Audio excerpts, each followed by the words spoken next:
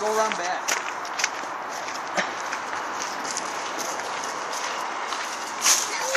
It's already ready for you. Knockville ride. That is freaking awesome. Yeah.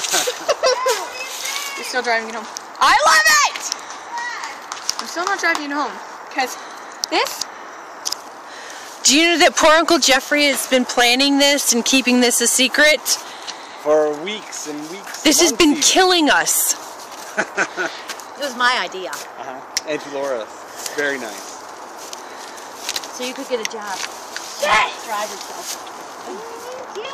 Yes! Well, get in it. Hop in. Get your feel for it.